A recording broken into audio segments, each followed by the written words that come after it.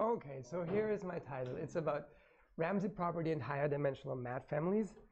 And if you went to the Cantor conference, then you heard Asger give a talk about the Ramsey property and one-dimensional mat families. So this is the higher dimensional version of that. Okay, so what should I do to make this work? No, it should work. Okay. Ah, I have an outline even. This is actually the first time I'm giving a slides before. No, I just downloaded them from the internet. No, but I've never given a Beamer talk here. But Monroe, I really liked what Monroe did last time, so I'm giving a combination Blackboard Beamer talk. So okay, so here's my outline. First, I'm going to tell you something about an ideal that I call Finsquare. It's the Fubini product of Fin with itself. Spoiler. Okay, so then there's the two main theorems are there's no analytic Finsquare mat families. Surprise. And also there's no regular infinite Finsquare mat families, and that's something. Okay, I might forget to say infinite when I talk about mat families, but they're always infinite. We don't care about finite ones because they exist trivially. And then maybe I'll say something about higher dimensional products, Fin alpha, but probably I won't get there. This is more like a backup plan if I run out of material too early, but it's very unlikely. Okay. Does analytic imply regular? No? Huh? Yeah, sure. Oh, so regular is a yes. stronger state, right? You'll see what regular is in a bit. I mean, but regular. That's the same for part 4. Do you know them? Huh? They're kind of work in progress. I would like to use Natasha's theorem star notation. So I mean, I'm pretty sure it's a theorem, but I don't want to claim it just yet. High probability? I think it means that I'm writing up the proof and that I haven't run into any problems yet. So I think the alpha case, it's considerably more than that. I would say I'll give you some of the definitions, and if you want to be really mean, then you can prove the theorem before me, but please don't do that. So if we get there, I'll tell you the main definition. So okay, so a quick review. Let J be any ideal on a countable set S. Of course, you know what an ideal is. If not, you can read these things here to remind you. And of course, okay, I always write J plus for the co-ideal. So that's just the sets which are not in the ideal, the stuff that's large. If J is the finite ideal, it's just the infinite sets. And then, of course, you can talk about a JAD family. It's just a family of large sets whose intersections are all small.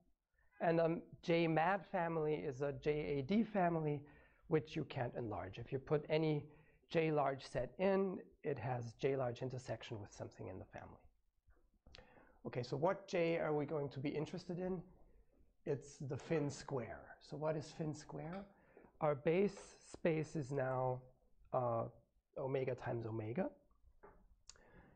And I will always use this notation. If you've got a set in the plane, then for the mth vertical, I will write I of m, because I just think of I as a relation.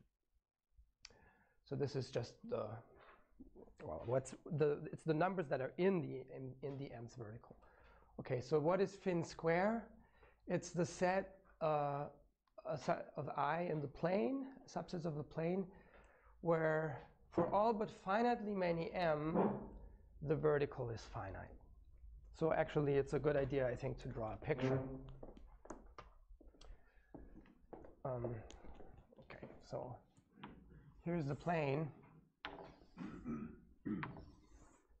These are infinitely, I mean, the plane is like infinitely many copies of omega next to each other, right?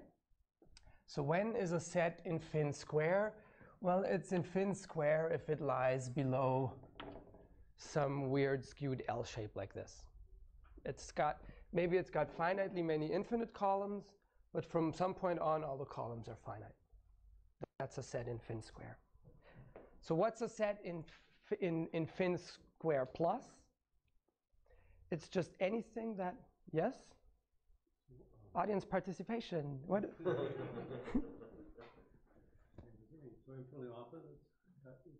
Yeah, it's got infinitely many infinite columns. Exactly. That's exactly what it means. Very good. Excellent. Okay, so here's our theorems. The first one actually is an older theorem, and I'm going to prove it with a different method now, because the different method also shows the second theorem. Okay, so the first theorem is just that there is no analytic infinite Finsquare mat family, but I'm going to show something a bit more than that. And that I'm going to use then in the second theorem. So it says, suppose you've got dependent choice, you've got Ellentuck-comeager uniformization. I'll tell you a bit, I'll tell you in detail what that is later, but it's some form of uniformization. And you've got that every subset of this space has the Ramsey property. Then there are no, it should say, the projective there is from an old version. It should just say there are no Finsquare mat families. So if every set is regular in a certain sense, then there are no mat families. And by regular, I mean the Ramsey property holds and the form of uniformization holds. Okay, so these hypotheses, as you all know, they're true in Solovay's model or under AD. And if you put projective everywhere, then these hypotheses are true if you just collapse an inaccessible or if you have projective determinacy in DC. So you have to put projective, you have to say Ellentuck-comeager projective uniform set is Ramsey. So, and what is the weird thing about this theorem? The weird thing about this theorem is that the hypotheses only talk about one-dimensional things. You only talk about the Ramsey property. Now, our old proof we had proofs that there's no Finsquare mat families under AD or under PD, and also the proof that there's no analytic Finsquare mat families. The old proofs used a two-dimensional version of Messiah's forcing that we came up with. So is there a two-dimensional Ramsey property? There is a two-dimensional Ramsey property. One-dimensional? I don't know. It's a good question, yeah. Because the two-dimensional measurability follows from the one-dimensional measurability. Does it? It's the same thing, same space. Oh, I see what you mean. Yes. Oh, you mean Lebesgue measure? Lebesgue. Yeah. Oh, I thought you meant Ramsey measure. No. Yeah, because I don't know it for Ramsey measure. I don't know. I mean, I should think about it. I haven't had time.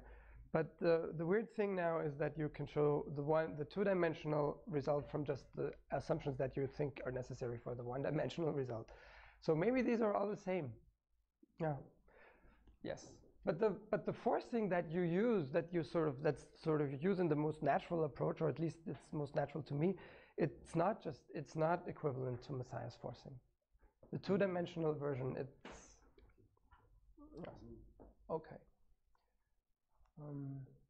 All right, so it's a lot like Matthias forcing, but it doesn't. But Matthias doesn't add a generic for it. I mean, it's a weird Fubini product of Matthias forcing. Okay, so I think it's consistent to have no mad family, but to have Finsquare mat family. Yeah, that's a. I don't know if it's consistent. I would very much like that, because then these things would be more interesting somehow. And I've been talking with Diana about showing that the cardinal invariants for these things are different. I mean, maybe that's a first step to show that there's something that's different. But I'm not sure if anything is different. Maybe this whole hierarchy collapses. I don't know. Okay, so here's how we will argue that there are no analytic Finsquare mat families. Take any infinite analytic Finsquare mat family, script A. AD family, sorry. It's just, yeah, the proof works just for an AD family. So pick a sequence of distinct elements from script A. And I guess something that I neglected on the slides is that we should probably tweak our mat family or AD family so that all of these are disjoint. But you can easily do that and keep it analytic. And then we define a map. Okay, so the map takes an infinite subset of omega and produces a large subset of the plane, large of course with respect to our ideal. And this map has to have very nice properties. So what is this really? Well, I mean, it's a name in Matthias forcing for a Finsquare large set. So Mathias forcing does add an interesting set that you can use to play with. It doesn't give you a complete embedding of forcings, but you have this interesting name. The function, it will be a Borel function? It's a continuous function. And you apply to the Ramsey real, to the Mathias real to get, well, it's a name of something. Yeah, of course you, morally speaking, you apply to the Mathias real, but we have these assumptions of regularity, so we're not actually going to do that because it's much more practical to just, you just show that whatever you want to hold densely. So you thin out the sets more and more such that eventually every subset of the set you end up with, if you hit it with that function, it has the property you want. So it's more like combinatorial forcing that we're doing here. It's not actual forcing because we have this regularity. The property of the Mathias real, and eventually you find a condition that forces this property. Yeah, and I actually sort of, I wrote these arguments down without talking about forcing too much because that's how they came to me. And if that's how they come to me, then that's, usually I write everything down in forcing language if I can somehow. So here it seems really like, okay, so what is this map? We're going to have to define this map. I'll do that on the next slide, I think. But the very important thing that we're going to prove is this here. It says that for any infinite set, you can thin it out such that what you get, if you hit it with this function, you get a big subset of the plane. It's already almost disjoint from everything in your analytic family. So you showed it's not maximal, right? So, or in other words, in Martin's approach, if you hit the Mathias real with this tilde operator, the tilde is the map, right? If you hit the Mathias real with this tilde operator, you get a set which is family. And then you could use absoluteness, but we're not going to do it that way. So V1 tilde is positive, but means still disjoint. But disjoint but Finsquare disjoint from every set in A. Yes. Okay, so in particular, no infinite analytic Finsquare map family is maximal because we have this nice recipe of generating something that's AD from everything in it. Okay? Does that make sense? So you're applying the lemma actually just to B0 equal to omega. Yeah, you're applying it to B0 equal to omega, yes. Okay, I'm sorry about that. Okay, yeah. All right, so we should define this map. It's called the tilde operator. So it's relative to this infinite sequence of sets. So let me enlarge this picture a little bit. We've got these sets A bar. They're large subsets of the plane. Okay, so this maybe is A bar 0. And then I'm going to draw A bar 1 here.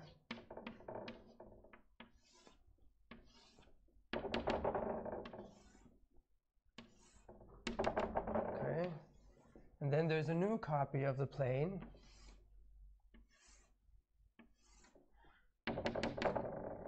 This is A bar 2. And then it goes on and on like this. Okay, so what?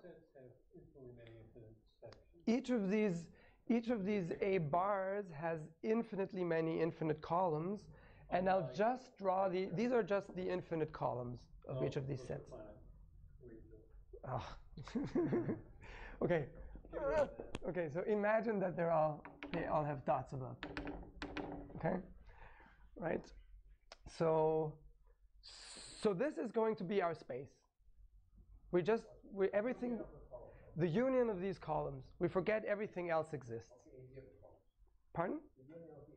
The union of the infinite columns of any of these sets. I mean, all of them. Omega many or? Yeah. There's omega many. Yes.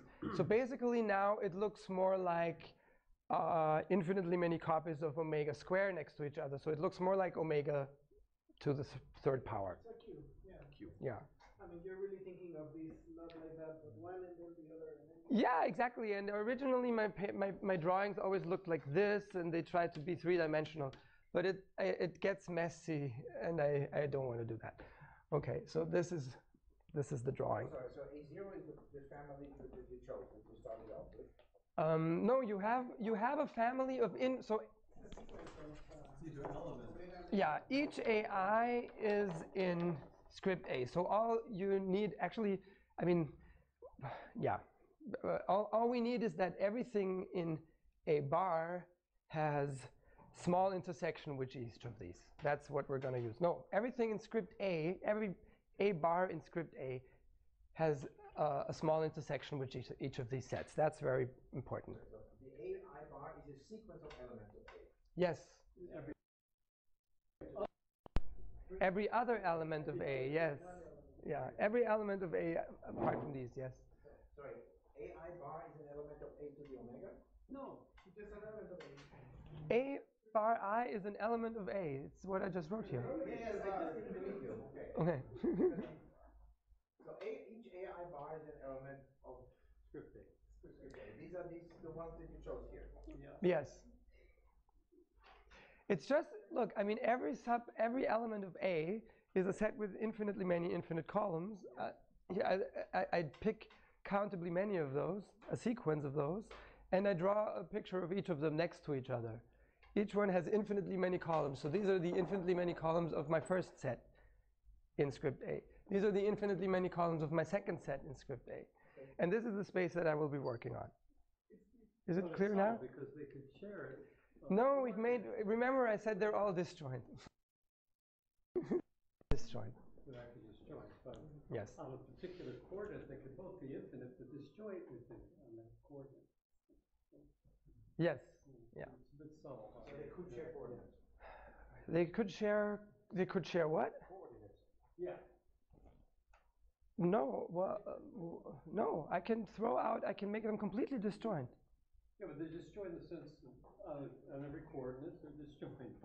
They could still have both be infinite on the same.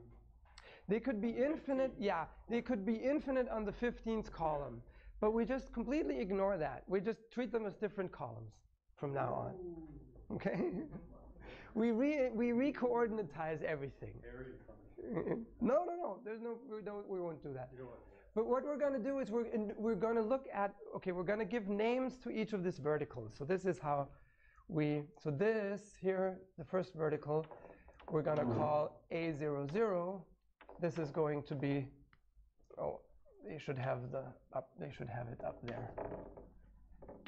Okay, so the index, as you see, they're indexed with a superscript. So now the columns get indexed with a subscript.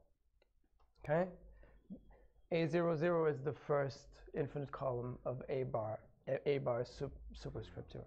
Okay, here you have A10, A11. Here you have A20, and so on. Okay. The finite columns are not in this picture at all. No, we never care about finite columns. Actually, we're going to always assume, and you can do that, that all the columns that you're looking at are always infinite. Yes. Okay. That is one of the tricks that makes all of this sort of palpable to the brain, because you don't do that. If you don't do that, everything turns into chaos. Okay. So, and now we're going to look at the function a hat L m comma n, so that is supposed to be the nth pair in ALM. Okay? So these pairs, you can enumerate them going up, and then you have a way to refer to each pair. So, I don't know. So this here is a 1, 0, K, say, or M. I always call it M. All right, so this is it. Okay, so then I need a further bit of notation. This thing here, L less than BM means that L and M are consecutive elements in B. Okay? All right, so here is the definition now. I'll write it somewhere again. I'll write it down here as well. So B is an infinite subset of natural numbers, and B tilde now, you look at A hat L M N, where L and M are consecutive elements, and then you pick any element n in B above.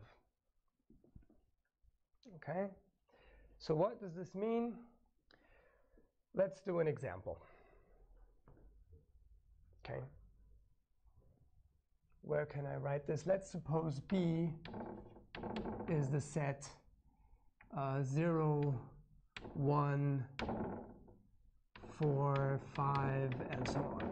Okay, so what does this mean? Well, first I pick the bar in my bar sequence, in my A bar sequence. I pick all those whose index is in my infinite set B. So that's the zeros. It's the first, and then somewhere back here it's A4. Okay, and I pick only one infinite column from each of them. And which one is it? It's a consecutive one from the index. So here it's the first column. What is it here? Here it's the fourth column. 1, 2, 3, 4. I guess I need another one. A1, 4. It's this column.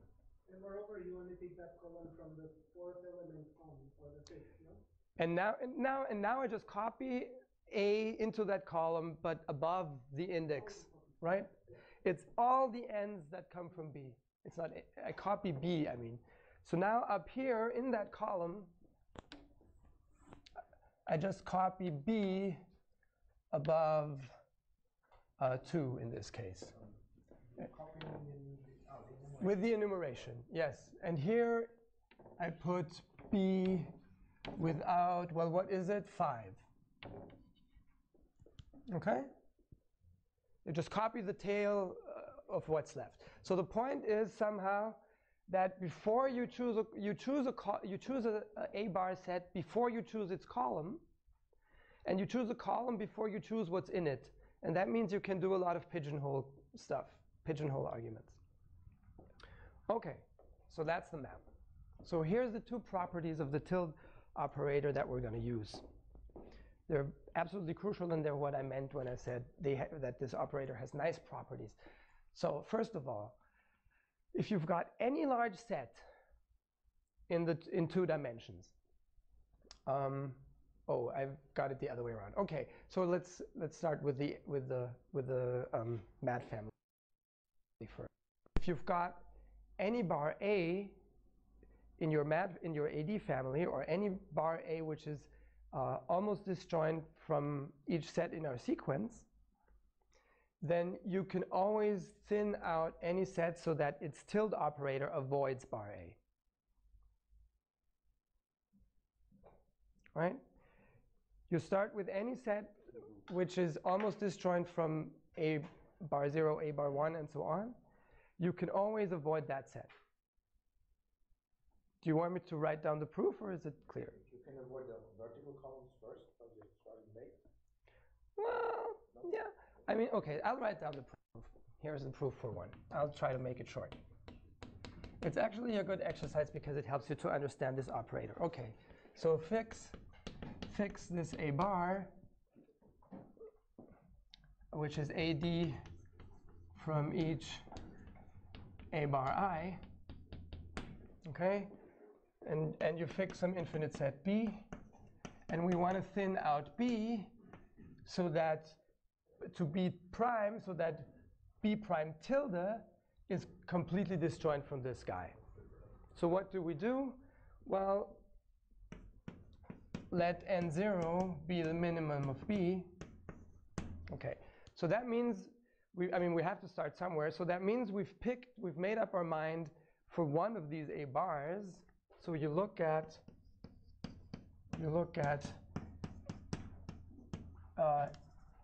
A bar, the A bar with index n0. Now you can pick some element of B, which is so far to the right that the intersection with A is finite, right?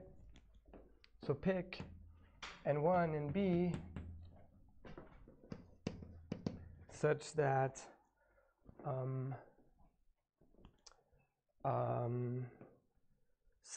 A bar intersect that vertical, n0 and 1 is finite. Oh, I probably misspoke. So I don't want to prove that they're completely disjoint, Although I could do that, but it's enough to prove that they're Finsquare disjoint, okay? But I could make them completely disjoint. It just makes the argument a little longer, but not very much longer. Okay, so I pick this column, so that means whatever I do from now on, I've made sure that I avoid A on this column. Okay, so but now I have some new element of N. So from now on, meaning all the AKs with K bigger than N1 are also, will also be finite. Pardon? You at the moment the A and 1 intersected with A bar will be finite, but you promise to do something similar for later. There's no other. There's only you get only one vertical in your tilde set per square. A subscript K for K bigger N1, you don't care about at the moment. A subscript K. You can get it. Yeah, that's what we do next. So now we have a new index N1, right? So now you have. So that means you're going to have something that lives in A bar N1. So you look at it, look at this thing, and you find N2 such that A bar intersect N1, N2 is finite. Right? Because we can go far, you want this to be in B, we can go far enough to the right so that this intersection will be finite. Because A bar is almost disjoint from this guy. I'll show you in the picture, okay? So you've got the A bar, and the A bar is always below such a line here, right? So what you do is you start with your least element of B, say it's this one, say it's 0, right? You pick a column that's far enough to the right so that you're finite here. This is going to be your N1.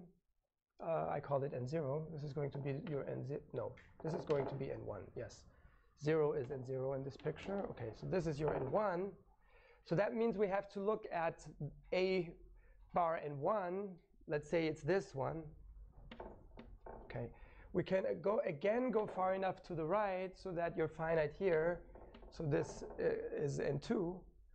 Now you have to look at N2. You can again go far enough to the right so you see where I'm heading. So you continue like that, and you let B prime be equal to N0, N1, ... Then you know that B prime tilde is a subset of the union of A and K plus 1. And this set has a Finsquare intersection with A bar. It actually is finite in each column. So that's the proof. Okay, now what about the next thing? The next thing is a pigeonhole principle. It says that for any large set in the plane and any large set of natural numbers, you can thin out the second set such that when you hit it with the tilde operator, you're disjoint or inside the first set.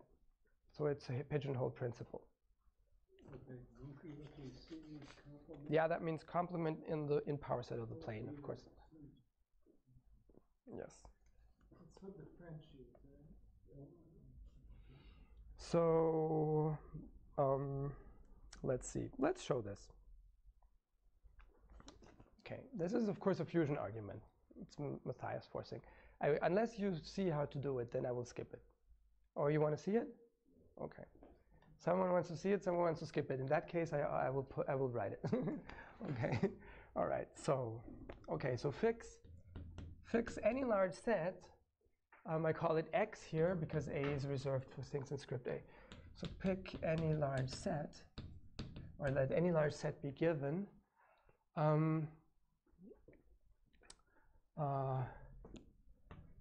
And some B that you start out with. Okay, so we want to thin out B to a B prime such that its tilde is completely inside X or completely disjoint.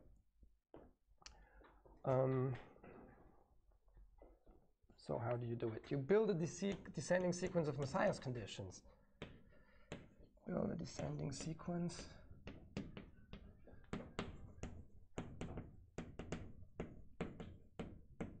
So I'll call them B0, little b0, capital B0,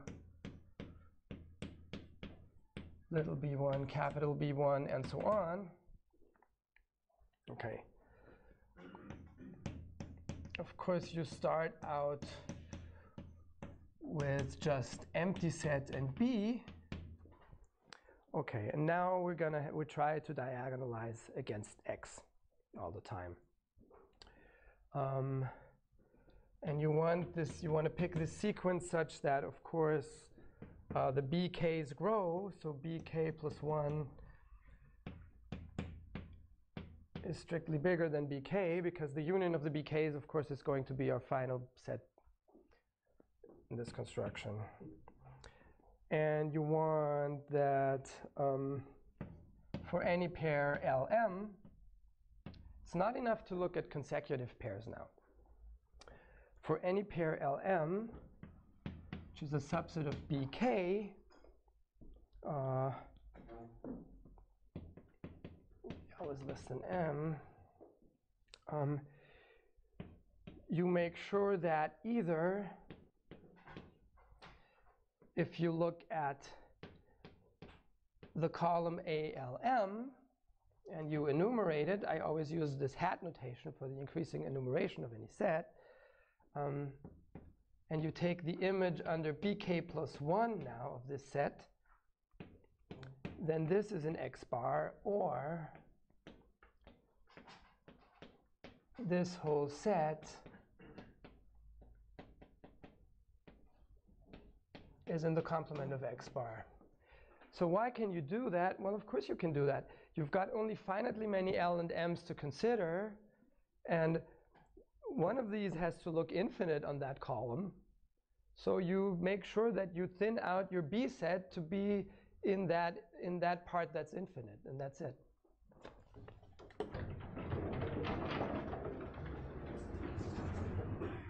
Yes? In A and B, what is this notation? You have this A1M hat, square brackets B. Well, if you prefer, I could write. This is the enumerating function applied to a set. Yes. Yeah, X hat. So you translate it onto the set. Okay. Okay, let's write Z hat is the increasing enumeration of Z. Yeah. So what you do is, I mean, of course, we try to anticipate every two consecutive elements that will be in our finite set. L and M is a consecutive pair. That means that we're going to look at the m's column of A bar L. And of course, we copy everything past M into that column, right? And this using the increasing enumeration. So this is a good approximation of the set that we're building on that column. And we make sure that it's already a subset. From above, an approximation from approximation from above. What the final set we're going to have is going to be a subset of this. Yes. Yes. Okay. So you're at the same time that you do this, you're coloring each pair depending on whether. Yeah. You already know how the proof goes. Yeah. I was going to go much slower and say that next. So. Sorry, I just do really one subset or subset of finite? I can now have subset, right? I can now have subset. In the theorem, who cares? A subset mod finite is always enough, but I mean, you can. I think you can get subset. Because you cannot throw out anything in BK anymore. Sure, you can. You can take any. You want a fusion, a small BK. Oh no. Okay, so the limit of our fusion process is going to be this. Yes. Okay, so now we still have some work to do, because. Of course, one or two could happen differently for different L and M's, but you know what to do now. Now you use the infinite Ramsey theorem. So you now have that for every L and M in B infinity, I'm going pretty slow here,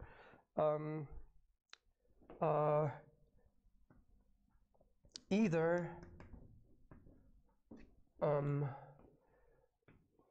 ALM of B infinity above m plus 1 is inside X, or this set is in the complement of X. Why? Well, because, I mean, this is a subset of bk plus 1 for some k, right? So, okay. So for every pair, either this happens or that happens. So now you use infinite Ramsey. Use infinite Ramsey, the Ramsey theorem for colorings of pairs to find a B prime, an infinite subset of B infinity, such that for all LM in B prime, the same happens.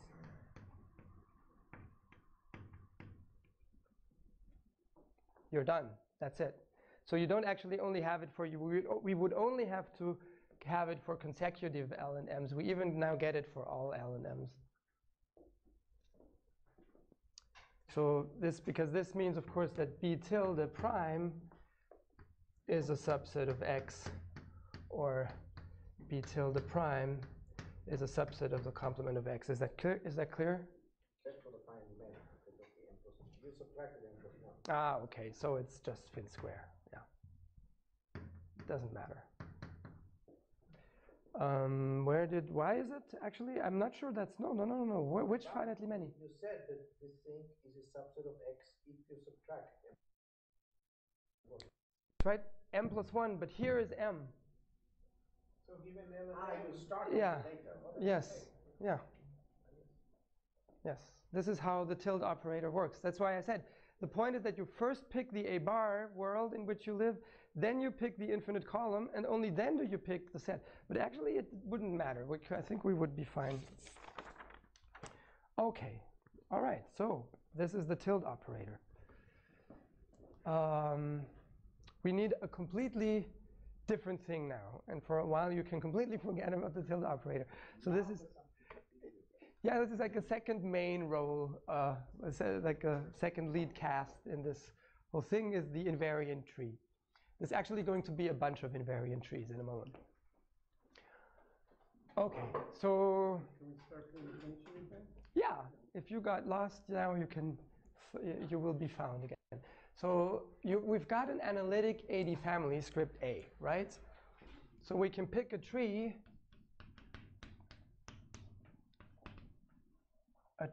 on 2 to the omega such that script A is the projection of T. Right? That's what analytic sets are. All right. Two cross omega. So 2 cross omega, okay, I should probably say something about that. So why the hell do I want 2? Everything here is a subset of omega square, right? Okay, but omega square is isomorphic to projection of this is a subset of 2 to the omega, right? Okay, but 2 to the omega is in some fixed way isomorphic to power set of omega square. And you have to figure out how. It doesn't matter. The argument completely doesn't care about the details of how you do this. Okay? Right? I mean, fix the right bijection. This is really, so this should enumerate the pairs in the plane, okay? It's fine. All right. Okay. So what do we define now? We look at any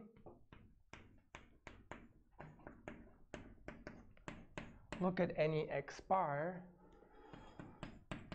Let's say it's a large subset. I mean, it doesn't, the definition you could make just for any X bar. And we define a subtree of our tree, T upper X bar. It's all the nodes in the tree such that there is something in the projection of the tree above this node which still catches X, or maybe not still, which catches X. So that's a typo. This should say is not in fin. Oh no, wait, it says plus. Okay, that's great. No typo. Finsquare plus, okay? All right. This tree, this is a super weird tree, and all the magic comes from this tree.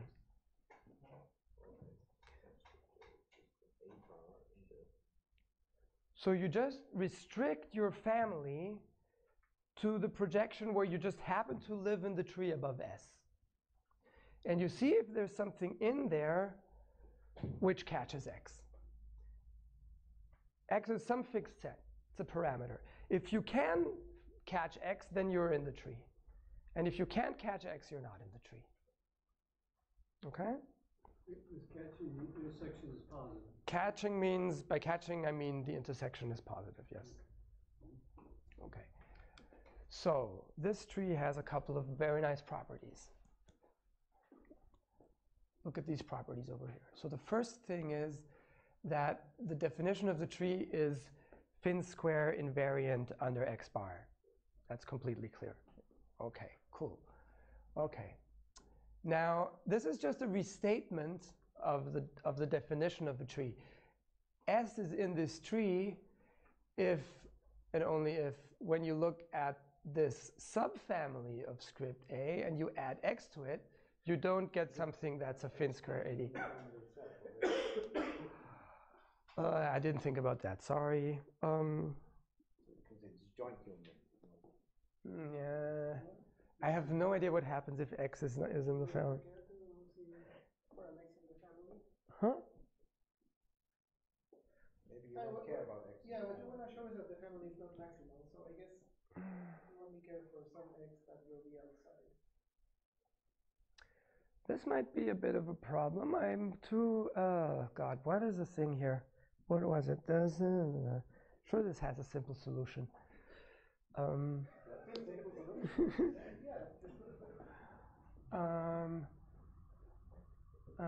So what if X bar is itself in the family?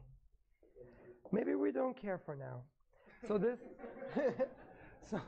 okay, so then just insert here, if X bar is not in the family, then this line will. Or no, actually what you should. Or X bar. I don't remember what, we'll see what happens. Okay, I hope this is not a problem. All right. You can write S in Px if only if that thing properly contains Tpx. Please let me continue. Okay, so of course this is a subtree of T, right? That's easy. And now the tree is also pruned, and that's also easy to see because it says if you're in the tree, there has to be a branch here. But now if you restrict, wherever this thing is coming from a branch, if you restrict this branch to some point, of course, that's also going to be in Tx bar, right? Because the same A still witnesses that you're in Tx bar. Means there are no leaves. Pruned means there are no leaves. Pruned means there's no leaves, yes. But you're not saying perfect. Oh, this tree is very far from perfect. Okay. Yes, not saying perfect.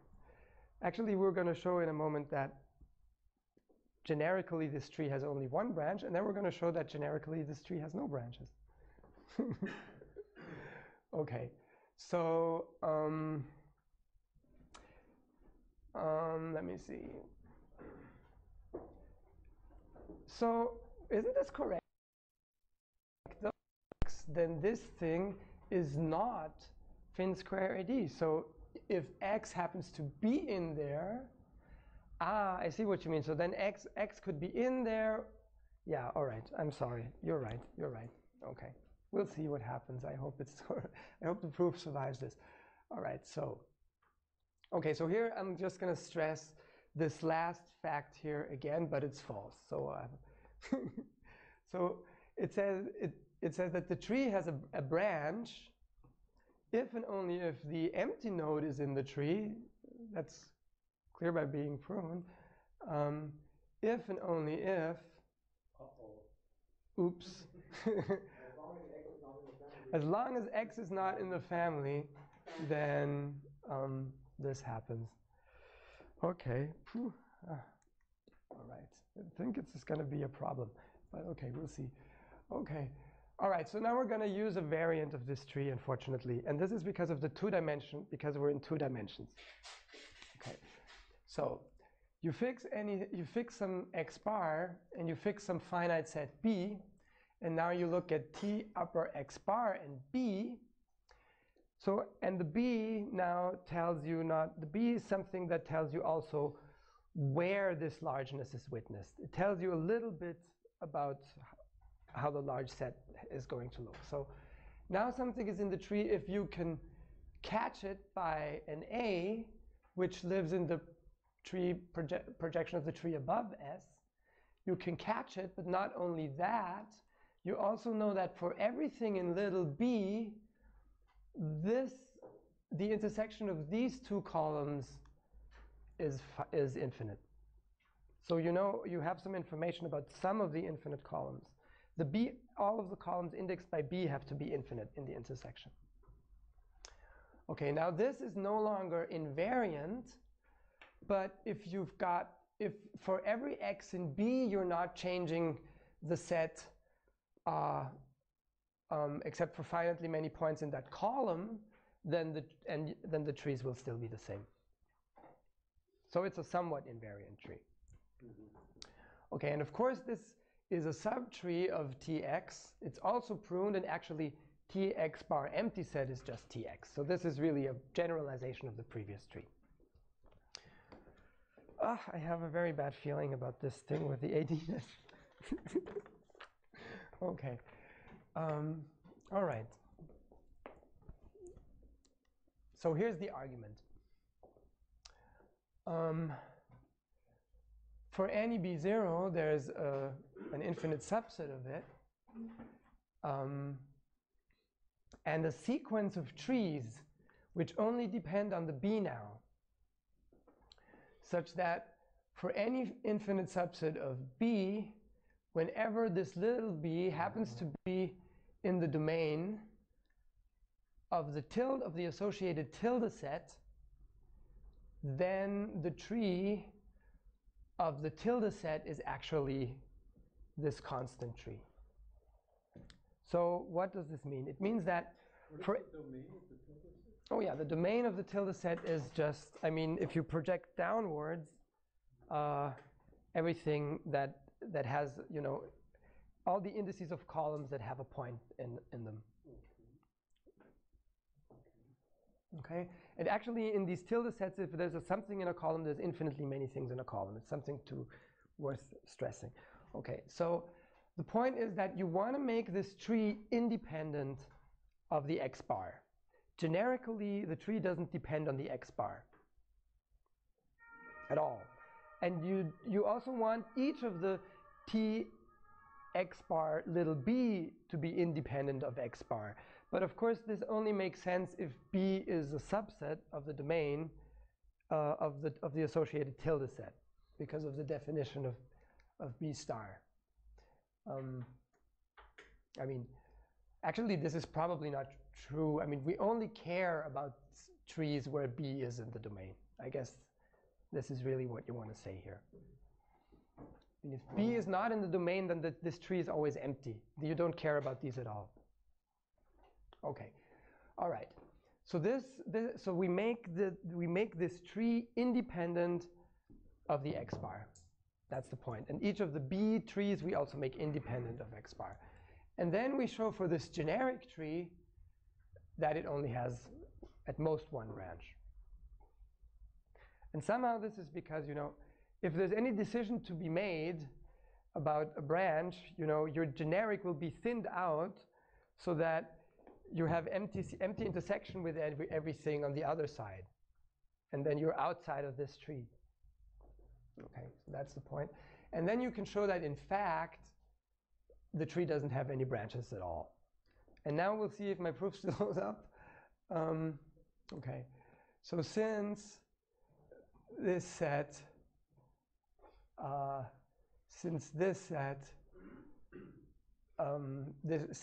T star tree, the star tree is actually equal to the tree associated to our smart B1 that we found, where the tree is stabilized, and it doesn't have any branches, it should follow that B1 is AD from everything in script A, but that doesn't happen. It only happens if I've made sure that B1 is not in the AD family itself.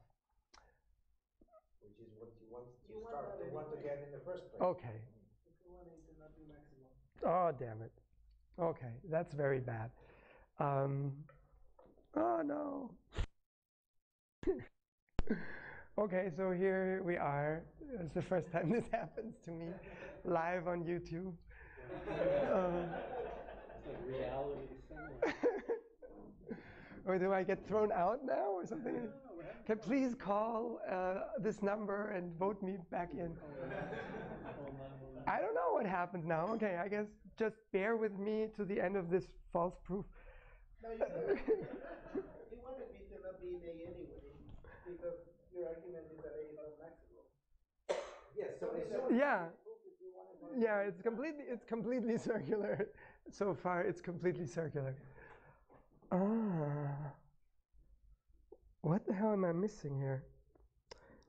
I'm pretty sure this is just lack of concentration.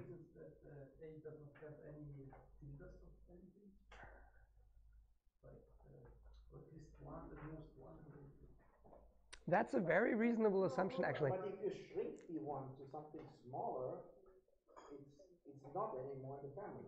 I am so stupid. No. Of course, this is a crucial point. Why did I not put this on a slide? Because I completely forgot about this point. It's so important. Yes, I'm very sorry. Okay, all right. So the problem was the other direction, no? So like if something belongs to the family, then this tree might have too many branches, but if you're ensuring that it doesn't have any, then it should follow that B1 is not in any. Yeah, the problem was in the other direction, but he's playing with the reverse implication. Anyway, there was something important you missed. Yeah, but I'm not sure it's true right now. So, okay, so wait a second. No, I mean, the point is why did we do this thing with the A bars at all, right? We could have just said, okay, here is our plane. Forget about the A bars, just take the verticals indexed by B and then copy B above, right? Why did we choose this infinite sequence of A bars at all? Why did we do that? It's something to do with that. You also have a lot of space over there, right? When you're building the tilde operator, like Martin said, at any point you could have chosen a point after which all columns are finite. Yeah, You're only using one, where you could have had all of them. I'm very sorry. So the point is, assume, okay, so it's actually, so this proof is not written down well, but look at this. Assume that B1 is in script A. Suppose B1 is in the projection of T. Okay?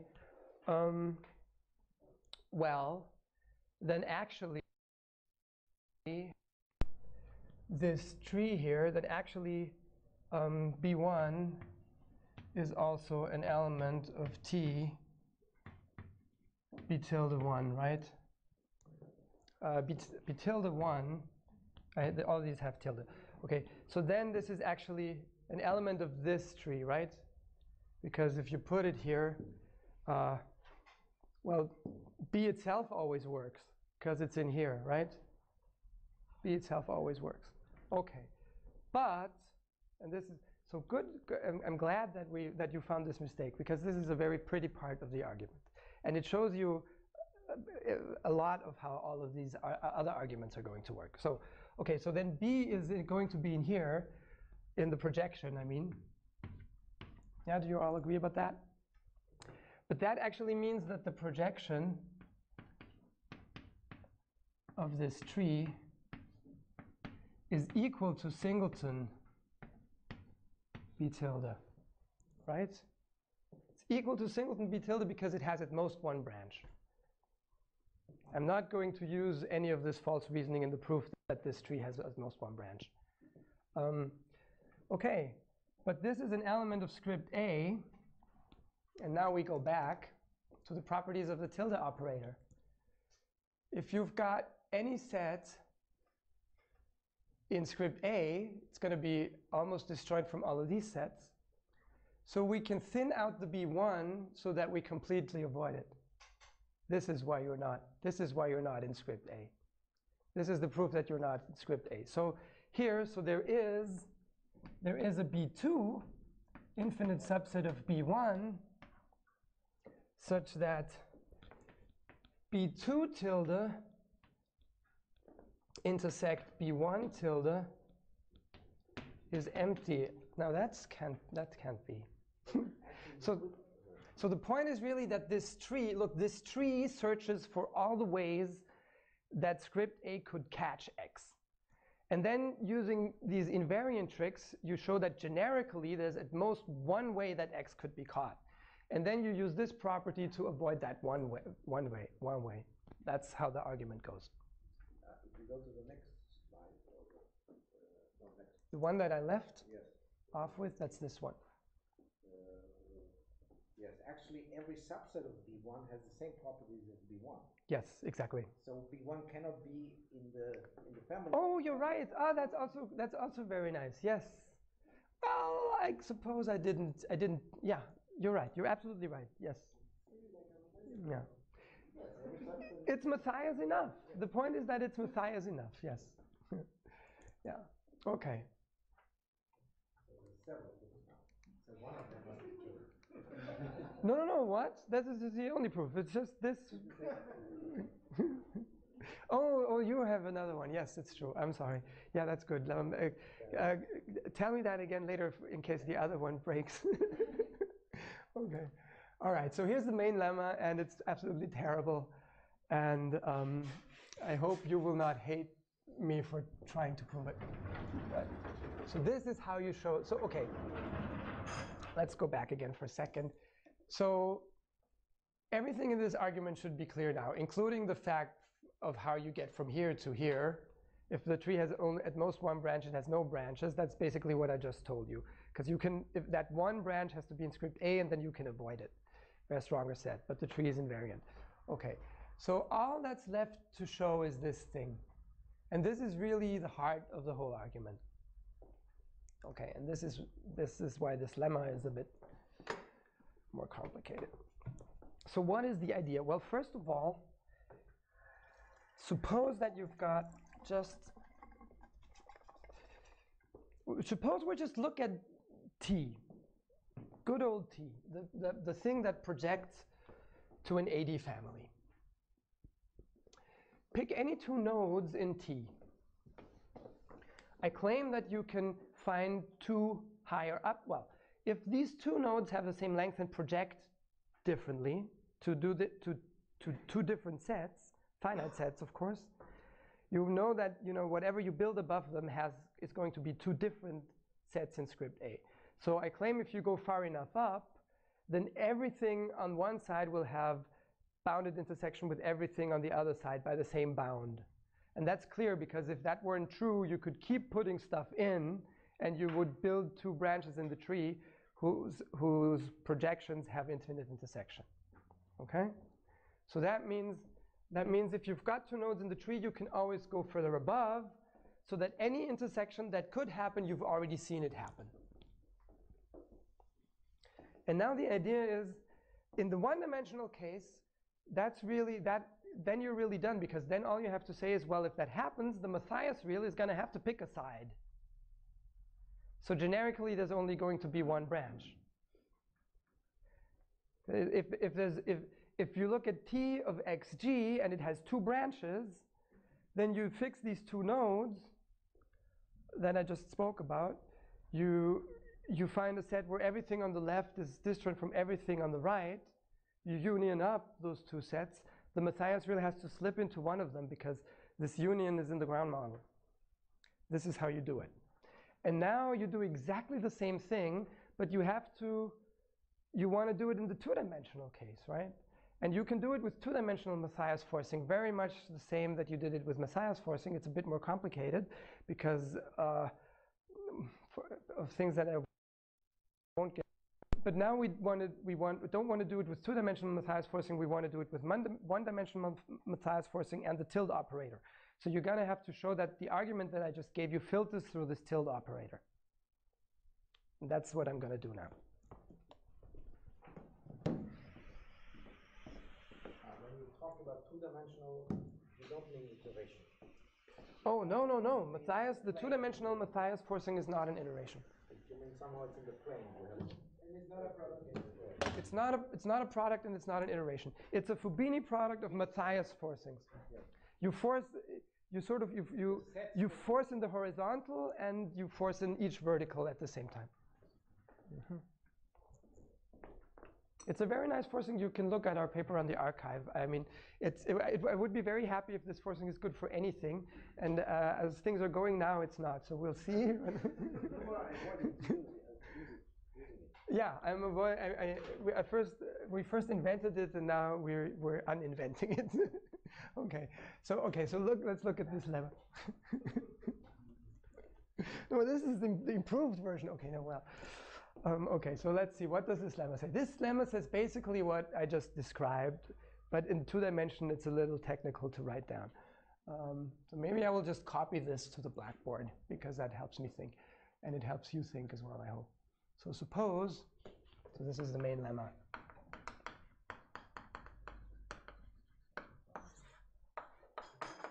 Suppose you've got two nodes, so you fix some x, right? Fix some x bar. So note that this has nothing to do with genericity right now, right? This is a combinatorial fact about this tree. There's no forcing. X bar is just any old set. It has to be positive. And let's assume, we have to assume also that for all n in its domain, if there's something in the vertical at all, that is, then there's an infinite set of things. Okay? We want to assume that, but that's true for all of our tilde sets. And actually, we use this so much that I invented the notation for this in our paper. We say x is in Finsquare to mean this. And it's, yeah, it's very positive, yes. And this saves you a lot of headache. If you just, it turns out you only have to talk about sets. All other sets are just completely irrelevant. More or less what you will filter to think of C? Huh? Pardon? No, it's interesting. This is not really, it's not a filter, it's not a co-ideal, it's very annoying. Oh, it's a co-ideal. No, I don't know what it is. It's not a co-ideal.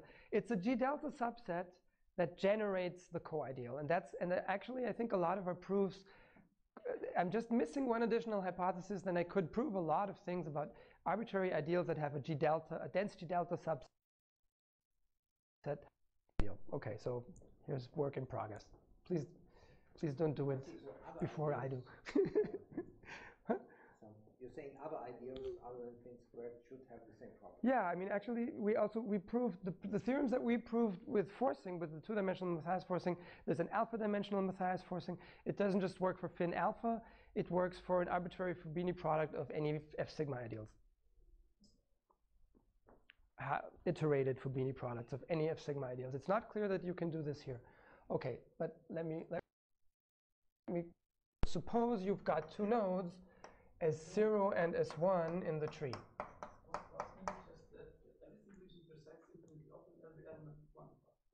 Pardon? Again? Plus means everything which intersects infinitely often every element of one. No, that's not what I mean. That's if that notation already exists, then this is bad notation. I just mean that if there's something there's no finite verticals. That's what I mean. All verticals are empty or infinite. So I'm introducing a completely new notation that's only relevant in this context. It's not something that I. So if you can think of some better way of naming it, tell me. So okay, suppose you've got these two things. They have the same length. And the projection of one is already not the projection of the other. So you've gone up the tree a little bit, and you already know that you're building two different sets. Okay. So I claim that there is there is a finite set B. So this B comes up now because in the two-dimensional case, we somehow have to be able to isolate the problem when we go up. Pardon? The projection is only the finitely many bits. Yes, it's finitely many bits that I have so far. So theoretically, these sets that you're constructing could be almost the same? No, because they're almost disjoint family. Yes, yes. One bit different there. I mean, I'm going to try to say that you can go up far enough to see the intersection of everything that comes further already in the projection that you have, right? That's what we want to do. So we want to find S0 prime and S1 prime such that if you look at the projection of S0 prime intersected the intersection of S1 prime, that's already everything that will come up in any branch from the two sides, in the intersection from any two branches. It's like just strengthening the bias. Yes. Yes, exactly. Yes. Yes. Yes. Okay. So it's maybe not. Maybe one can write this down more in a slicker way, but I don't think so. So there is a set B, and there is a pair S0 prime, S1 prime. Well, S0 prime had better be in Tx above S0, and S1 prime had better be in that tree above S1. So there are two longer nodes in the tree such that one of the following two things must hold. I'm sorry. Here I have to say B, and that's the additional wrinkle, and it's very important. So now there is a B, there is some way of isolating the problem somehow, such that these two guys, they're still in this tree, so I even know something about where their infinite verticals will be of the intersection of X with something in the tree. T actually it promises that all the verticals along B will be infinite. Yes. Yes, exactly. Yes. And actually the intersection of X, it says there is something in the tree above S0 such that its intersection with X is Finsquare large, and also everything in B will name an infinite vertical of this intersection. Okay, so there is a B and there's two nodes such that one of the following two things hold. The A is for any pair, okay, where the first part comes from the tree above S0 prime,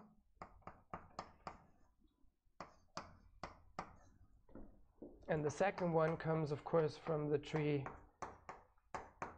above S1 prime. Okay, for any such pair, you've already seen anything that you could put in the domain.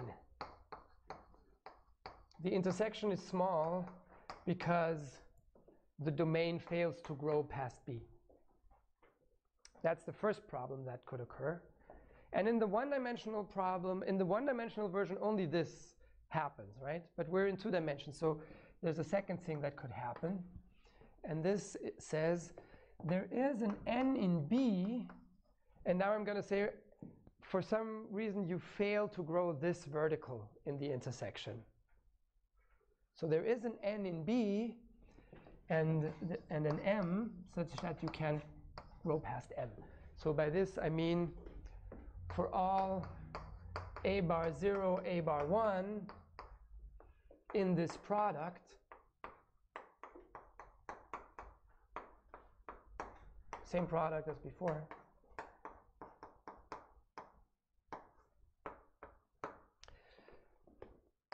if you take the intersection of the nth column of these two guys, then you always stay below m. Okay? And the point is, this is why we have this weird tree, because in this section, so I mean, in the end, we're going to apply this to the generic tree where I put the star here, right? And then you immediately get a contradiction. And in the second case, you need, for the contradiction, you need to know that you have an infinite vertical here, right? Because then only, you're going to have to pick one of these two sets. but then the other S can't have been in this tree. Okay, so that's you'll see it. I'll say all of this again. Okay, so this is the main lemma. So how are we going to show it? Actually, the lemma is easier to understand once you see the proof. I think this is the last proof that I'm giving, but I still have some time. That's good. Okay. Okay, so we have A0 and S0 and S1 as in the lemma.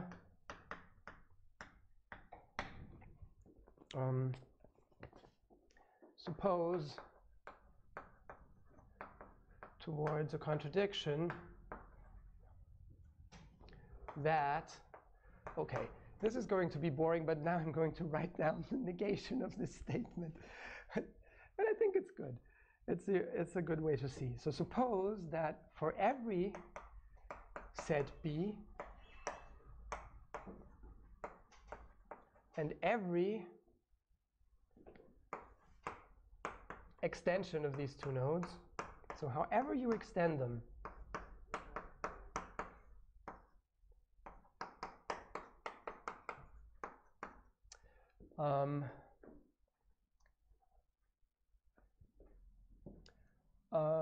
either, no, you have, so this was or, so now it's and, okay?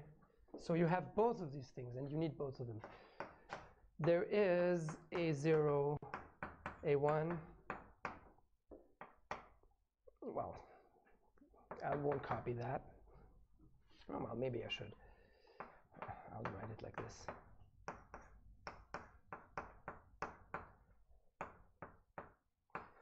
There is such a thing, there is such a pair, so that the domain acquires a new element. You can grow the domain. And for anything in B and for every M, you can grow this column. So you see that this is a recipe. This is a recipe to build something large in the intersection of this is going to be. For anything here, you've got a pair. Okay, now I'm really getting tired of writing it. Such that you go past M in the intersection at N.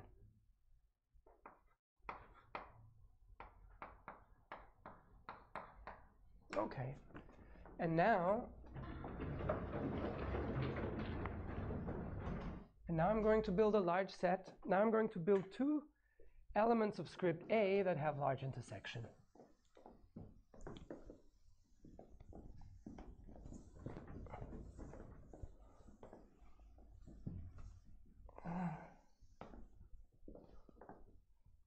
And how do you do it? Well, of course, it's going to be the union of these little b's, right? Because the lemma gives me a way of growing the b's. I can put something new in their domain, and for everything that's already in their domain,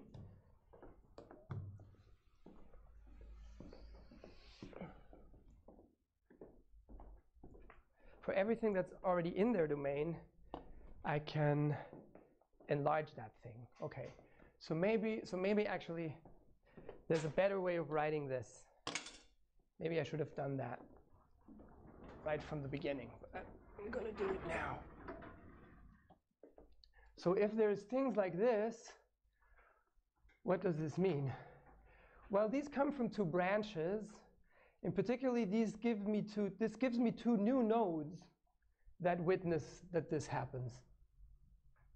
So let's erase these large sets and let's replace them by nodes. Okay. Okay, this is really a bit messy, but I hope you can see that. And we're going to do the same thing here. Maybe this other stuff has time to dry in the meantime. Oh, let's erase this entirely. Okay, so what I have, I've got two nodes now, S0 double prime, S1 double prime, such that if you project the nodes, the new nodes, you have this new thing in the domain. Oh yeah, sorry, the nodes are now in this tree. the product of these two trees. Yes. And here you've got the same. You've got also two nodes in the same product, such that the projection of S0 at n intersected the projection of S1 at n is not a subset of M. And now it should be really clear that we have a recipe of building a large set in the intersection, right? I mean, these S's are going to union up to something, right?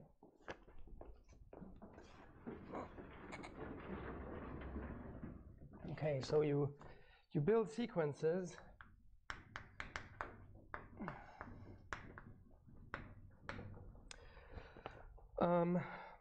B upper 0, subset B upper 1, subset B upper 2.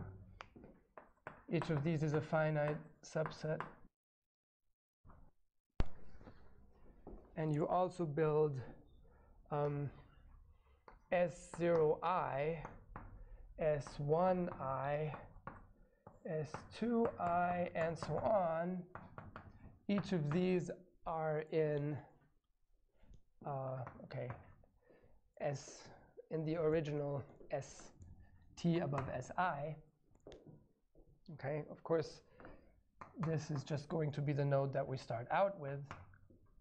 The indexing is a little weird, I'm sorry. The upper index, the lower index went up. Okay.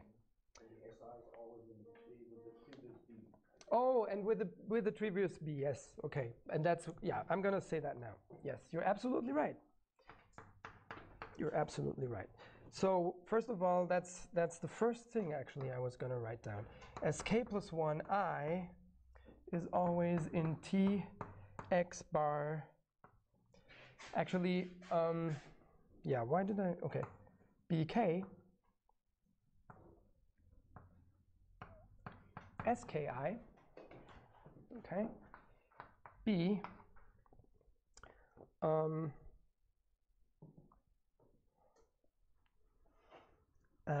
what am I doing here? Oh yeah, I want Bk plus 1 is a subset of the domain of the projection of Sk0 and Sk1, right? So this helps me to build the infinite domain. You want to say that they're strictly increasing the piece? I'm going to say that now. Oh, wait. Oh, what am I saying? But the B's, yeah. So this is wrong. Sorry. I need square sets here. Oh no, I don't. Wait, what am I? Ah, damn it. Okay, I've got a mistake. I have a mistake. I'm very sorry about that. What the hell? Yeah. So okay, but it's fine. Yeah, we do want that. So that's one thing. And here's the last thing that we want. Now I have to improvise a little bit because I put it wrong, a little wrong in my notes. I want that for every n in Bk, I want the vertical to grow at the next step. So I have to say here that P Sk plus 1, 0 intersect P Sk plus 1, 1, and I take the nth vertical of that. This properly extends the projections at stage K.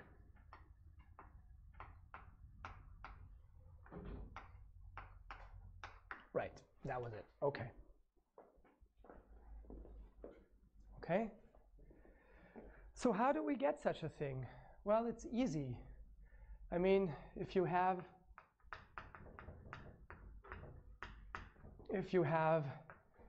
Sk0, Sk1, and Bk1,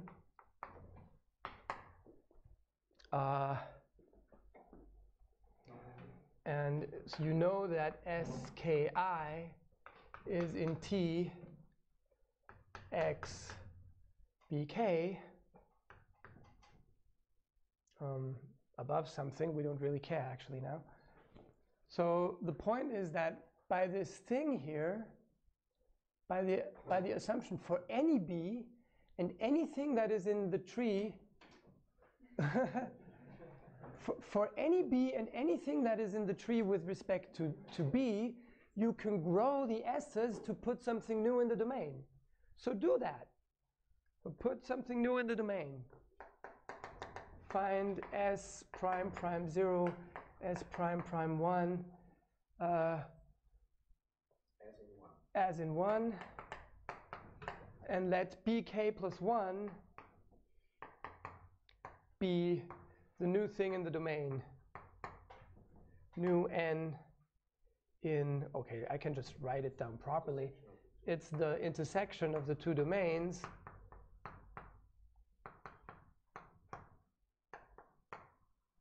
It's in here, but of course you don't want it to be in the old.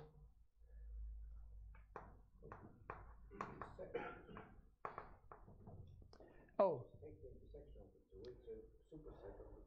Oh yeah, thank you. Oh, I'm so glad I have you. Yes.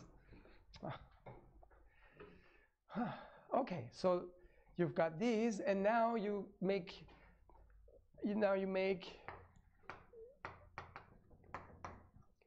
bk more extensions, growing every vertical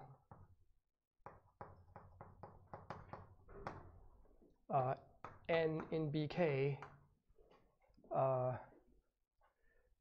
and I think you know what I mean by growing every vertical. For every index that's in bk, you extend your s0 prime s1 prime one step further so that you get a new element in the intersection of the projections at that vertical. So this is how we find this sequence, but that's a contradiction.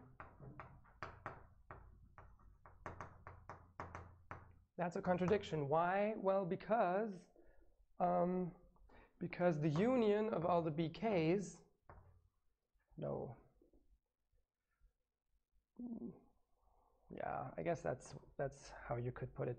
The union of all the bk's, okay, that's why I wanted to do this differently earlier. Okay, so what is a contradiction? For any n in the union of all of the bk's, the projection,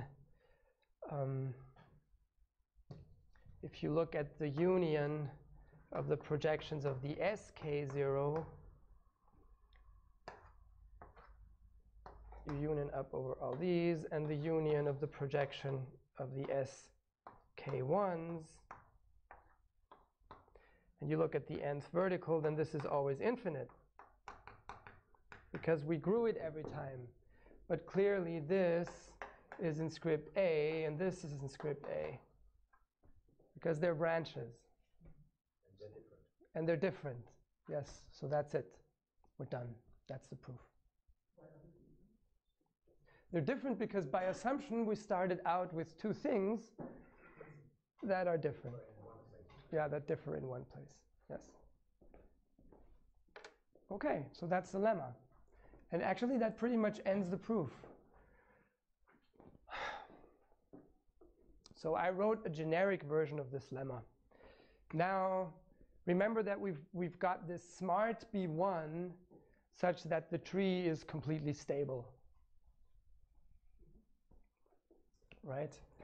I didn't show you how to get that stable tree, but I think you all believe me how to do it. It's a mapping X to the tree is a Matthias name for real. So you can Matthias condition on which this real is given by a continuous function. But the tree is invariant. So a continuous invariant function is constant.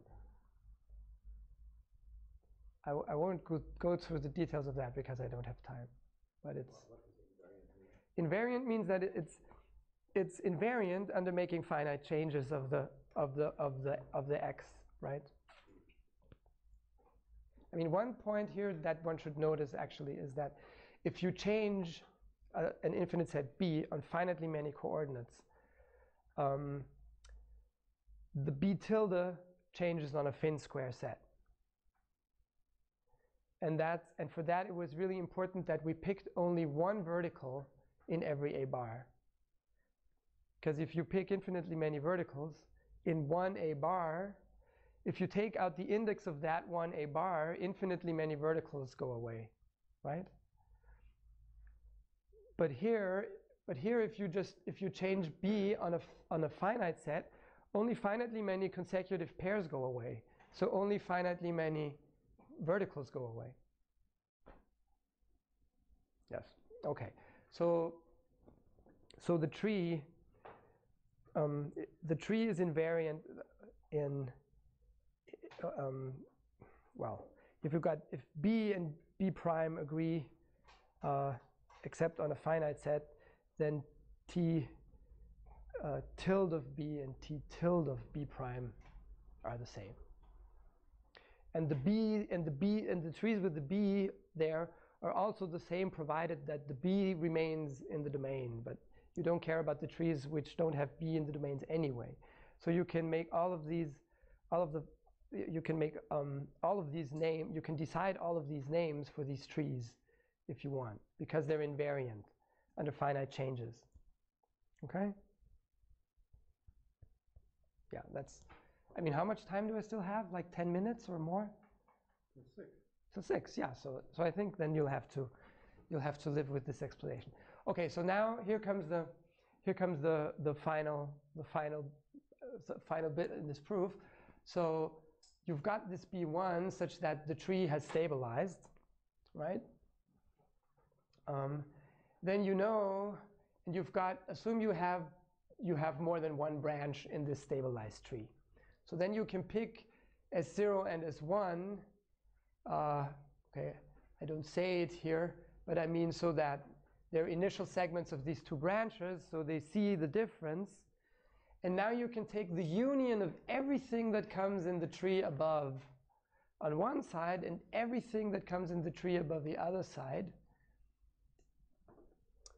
If this first alternative of the lemma hold, here, it's this one. So you pick some B, we've got some B now because of the lemma, and we've got some S01 and S1 prime. So I guess it's the primed ones that I'm looking at here.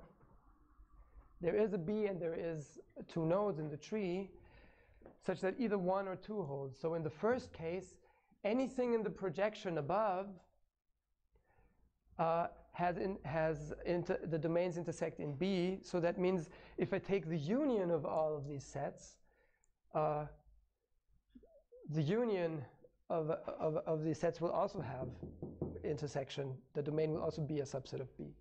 Okay? So the unions will have Finsquare intersection. That's what I'm saying here. This union is a Finsquare set because the intersection is completely uniform across all of these sets, so I can take the unions. And in the second case, it's slightly different. Then you know there is some n such that if you look at the same union, at least in the nth vertical, it will have finite intersection. Okay.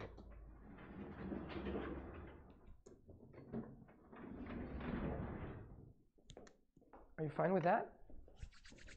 And now we apply the fact that this tree, well, I mean, now we look back at the nice properties of the tilde operator because we haven't used the pigeonholing yet. Now we use the pigeonhole to make the generic, well, it's not a real generic, but our sort of weak generic. We make our weak generic pick its mind if it wants to be inside one of the sets, and then you derive a contradiction. And I'll show you this in detail now.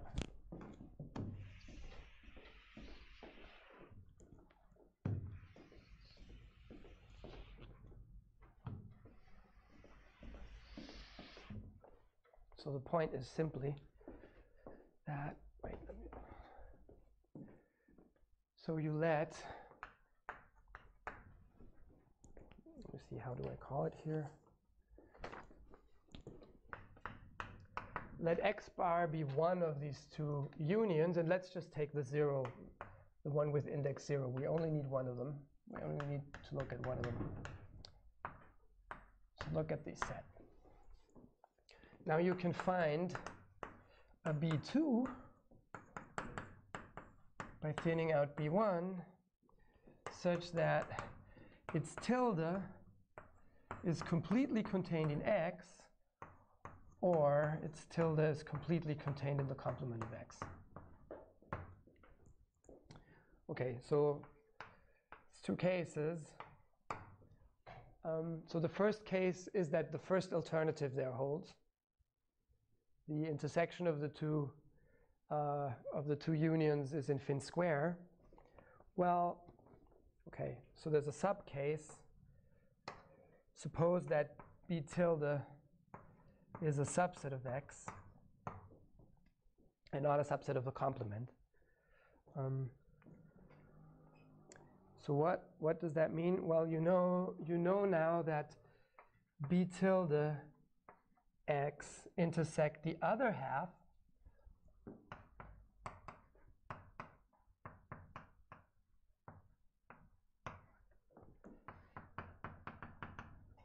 is in Finsquare, right?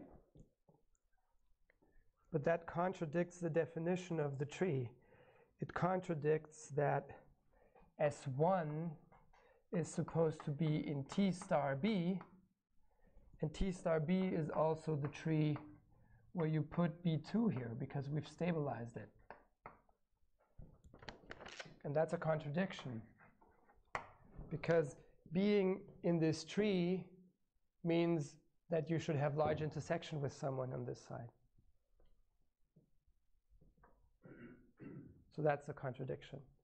The idea is that if there's two of these nodes which somehow haven't been thrown out yet, you can always strengthen your condition to throw one of them out. But the tree is already stable with respect to strengthening your set, so you've thrown out anything that you could throw out. Okay, and of course B, in the case B, if B2 is in the complement, then you argue exactly the same. It's symmetric.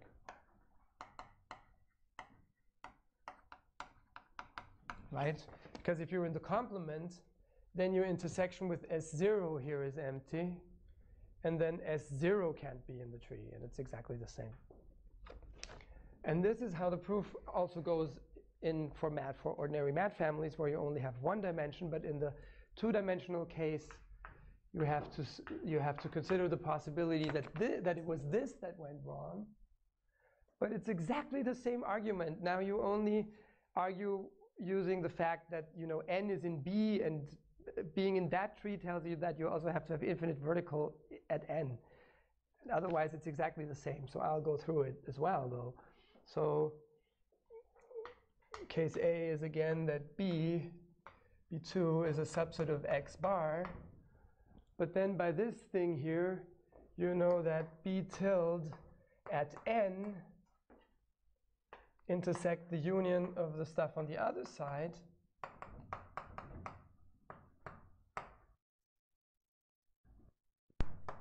Is finite. And this contradicts that S1 is in T star B, and n is in B. Because if n is in B, well, this is the same as B2 tilde of little b, the tree with this set. So being in this tree means that you have to intersect B2 in a large set, and not only is it large, it has an infinite vertical at n, but it doesn't. So here you go. That's it. Okay. All right. So I guess there was a lot of stuff that I didn't get to. I was much slower than I thought, because there is also this here. I'll tell you the idea. So here's the hypothesis for the stronger theorem in detail. They say if DC holds, and let's now say you've got some reasonable point class in Polish spaces such that you've got uniformization on this point class and regularity. And by uniformization, I mean that for every binary relation in gamma, which is total, you can find an infinite set and a function which uniformizes the relation on the infinite subsets of B. Okay, so the relation should be on a different space. It's a typo here. Function gamma means pre-images. Pardon? The function is in gamma means that the pre-images are gamma. The function is in gamma means that the pre-images of open sets are in gamma. Yes. And then you want that any set in gamma is completely Ramsey. So for, I guess, you don't really need this. You could just say there is an A prime, an infinite set such that A prime is completely contained, or A prime, all infinite subsets of A prime are completely contained in the complement. So you can take these two together. It's, I guess it's equivalent to saying, is it equivalent? Let's not say it's equivalent, but from this you know that you can uniformize every of these relations by a continuous function. That is the reason I'm asking these two things. So in the first thing you get a function in gamma, but since the function is gamma and you have gamma regularity, you can make the function continuous. I don't think you need anything here, but if I miscalculated the levels, then go up. I mean, you have it for all projective sets in the typical situation anyway, but actually I think it's correct like this. Actually, I think you only need that the delta of gamma is regular for this argument to work, but it doesn't really matter. Continuous somewhere. Yeah, on a positive set. It's only the f is continuous on this space. It's a function from this positive set into the, yes. Okay, so now suppose A is any Finsquare mat family. I have to say mat family now.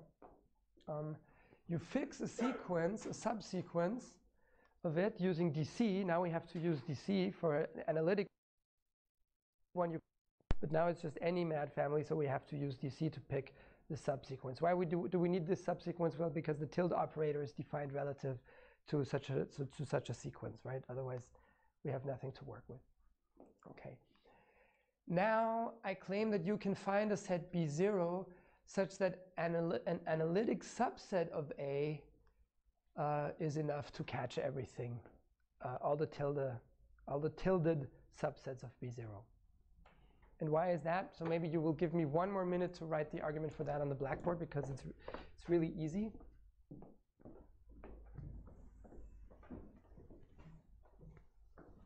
I guess it's easy once you know it. Not saying that it's completely obvious. It's not. Okay, so let's see. So what do you do?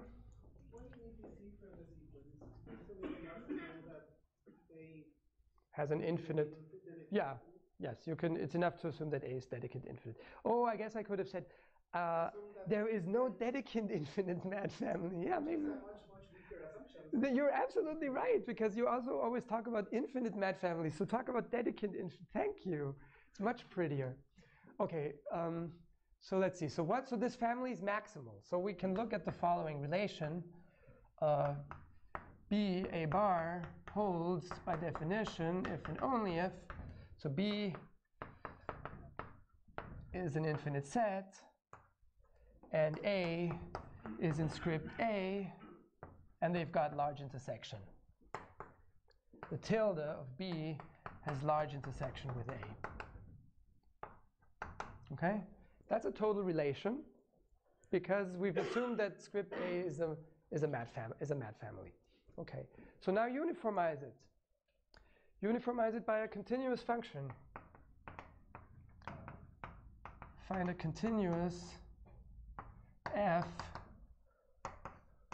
from B1 into A, okay, where B1 is of course an infinite subset of B. No, just an infinite set of natural numbers. Do I call it B0 here? I call it B0 here, okay. So you find this positive set where you can uniformize R by a continuous function. Well, that does it. Take the range of R, it's an analytic set, and it's maximal. Because now you have for every B, which is a subset of B0,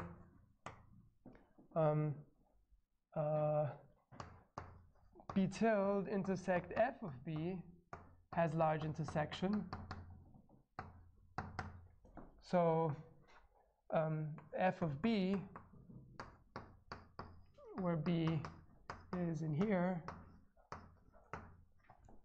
so this is just the range of f.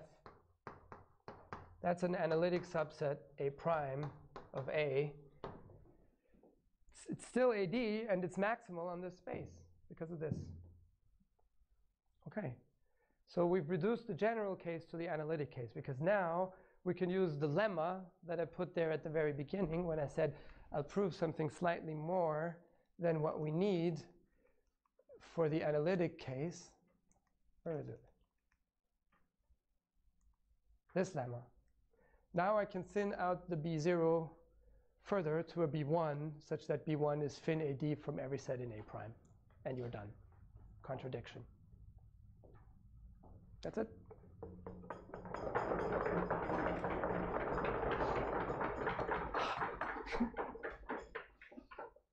Questions? You talked in the beginning about almost disjointness number for Finsquare. Mm-hmm. Do you know any relationship with usual A?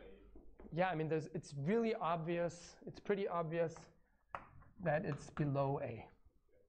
That's super weird. Why? Well, because if you've got an AD family, you just take you copy it to the horizontal, you take all the verticals above, it's going to be a mad family in the bigger space. So, you know, in the bigger space, you could have a smaller mad family than that. That's super weird because there's alpha many of these, right? So you've got alpha, A alpha plus 1 is less than A alpha, is less than A3, is less than A2, is less than A1. So you know you can't separate all of them. You know, Pardon? Yeah, Diana asked me the same thing. Yeah. Huh? I mean, I assume, I haven't had time to think about it, but I assume that you use this tilde operator somehow. Yeah, you said this thing with, you can always find a singular B1 so that big tilde is almost disjoint, and you only use that B was growing faster than later. Yeah, you're right. You're absolutely right. Yes. So I guess that's the proof. Yeah. I mean, yeah. But how about are they different? Yeah, I know. We're trying to prove that. They're all different. The ordinals are not all different. It can be all different. Well, So the cardinalities could be, there could, I mean, if you're talking about DC, so maybe you want to look at choiceless models. In which case, you could have decreasing sequence. wait, how does it work? So it's an infinite decreasing sequence of cardinals, but it's Dedekind I mean, you're well-founded, but no. How does that work? How would you find such a model? I mean, Well, the cardinalities could be ill-founded. yes. Yeah. It's just the ordinals are still well-founded. Because I was sort of thinking that would be an indication that they're all the same, because you can't separate them all. Yeah. Yeah. We've started with these two. Why not do the other two? No, I'm lying. Of course, we started with 1 and 2. 2018. Yeah, exactly. No, it's hard. I think it's a hard problem. Because the tilde operator, I mean, look, the tilde operator gives you a large set in the bigger space, right? But there's no way you can use it to catch something, because it's such a boring large set, right? It looks the same basically on every vertical. You can't use it for much. It's surprising that you can use it for this, I would say.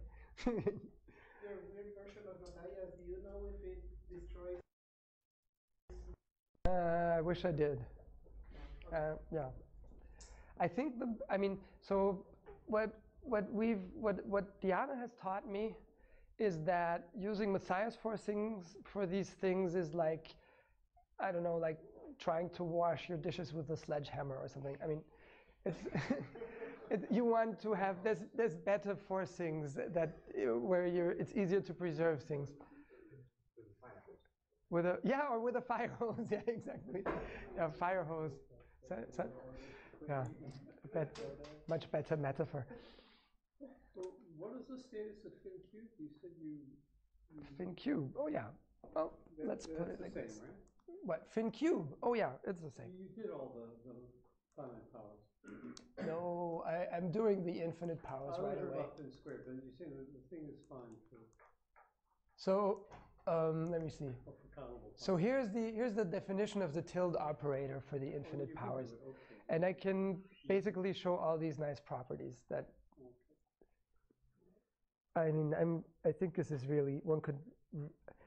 I'm getting more and more careful, so let's not call it a theorem. But I mean, it's a matter of days until I have time to sit down. Oh, that's actually me. Sorry, I'm giving a talk right now. I'll call you back in a second.